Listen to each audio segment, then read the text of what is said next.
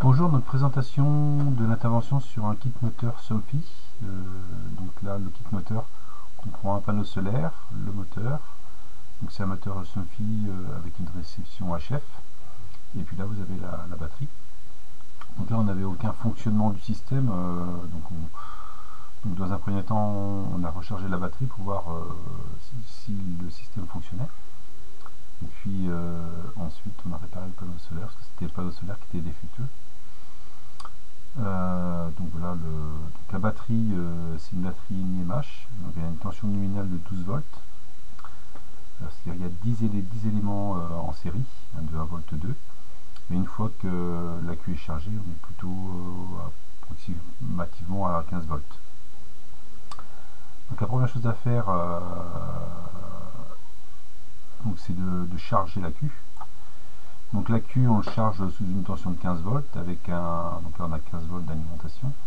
Et puis là on a un courant max de 1 ampère, sachant que c'est un 2,2 ampère heure ou 2200 mAh. Là il faut 2 heures à peu près pour le charger.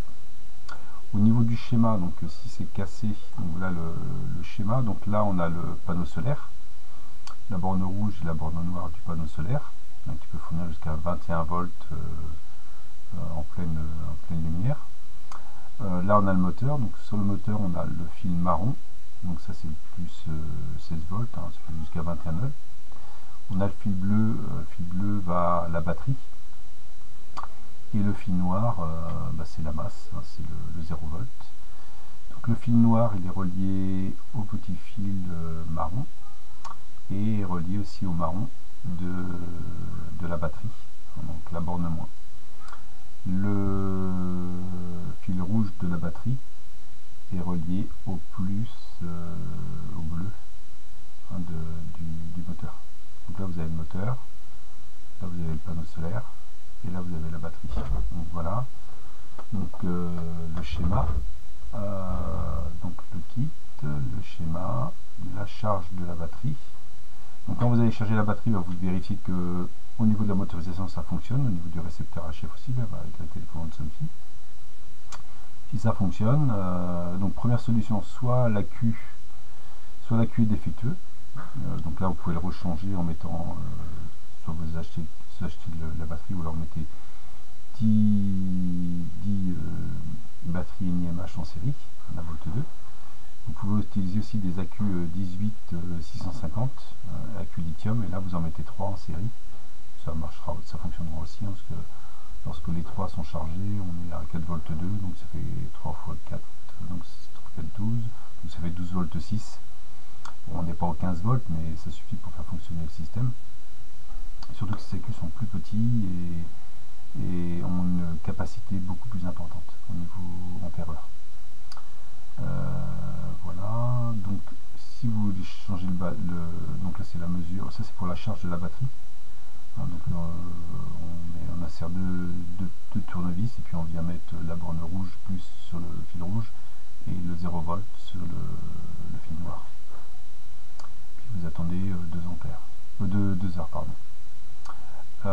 Donc au niveau du panneau solaire, donc on s'est aperçu que le panneau solaire était défectueux, c'est-à-dire qu'on n'avait plus, il débitait plus, c'est-à-dire qu'il n'arrivait même pas à allumer une LED de 2 mA, donc une LED rouge de 2 mA, donc il arrivait à peine à l'allumer, donc il était défectueux. Donc ça c'est la référence du panneau solaire, je trouve plusieurs sur internet, ça c'est la connectique du panneau solaire. Donc on va regarder la connectique et puis on va nous mettre 5 panneaux solaires, on va les coller. Donc les panneaux solaires c'est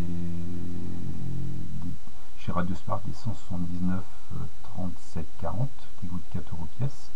Donc sur mes 5 ça fait 20 €. On va utiliser un HR élévateur pour monter la tension grosso modo à 16 volts.